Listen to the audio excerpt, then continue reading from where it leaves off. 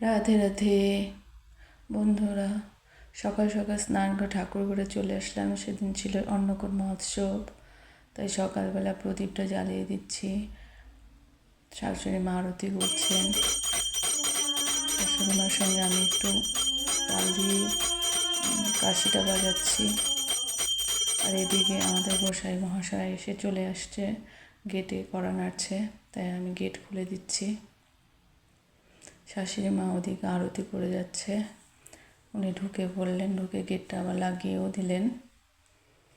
দেখো উনি চলে আসছে, আর ওদিকে শাশুড়ি মা আরতিটা সেরে নিচ্ছে ঘরে। তারপরে তুলসী আরতি শুরু করে দিল। তুলসী পরিক্রমাটা করে কাজ শুরু করবে। আজকে অন্নকূট মহোৎসব, তারই জন্য গোসাইকে ডাকা হয়েছিল বাড়িতে। তুলসী পরিক্রমা হচ্ছে।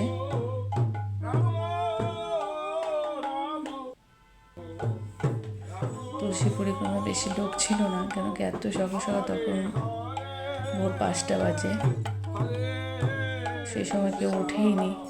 তাই আমি, শাশুড়ি মা আর আমাদের গোসাই মশাই ছিলেন, ওনারও সঙ্গে কঙ্গরে কেউ আসেনি, তাই উনি ওটারও অপেক্ষা করছিলেন। আর এদিকে দেরি হয়ে যাবে বলে রান্নার জোগাড় করে ফেলছে, ভোগ রান্নার বসিয়ে দিচ্ছে। উনি একা একাই করছে সব, কেন কি ওনার সঙ্গীরা আসেনি এখনও, এসে উপস্থিত হয়নি। আসতে দেরি হবে দেখে নিজে একা একা করে নিচ্ছে সব কাজটা। দেখো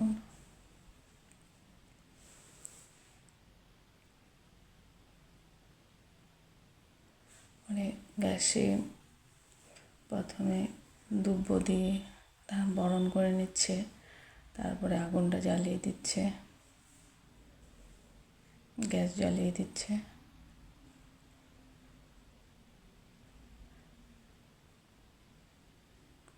দিয়ে শুরু হয়ে গেল আমাদের মহোৎসবের রান্নাবান্না, ভোগ রান্না কাজ শুরু হয়ে গেছে এইভাবেই সকালবেলা।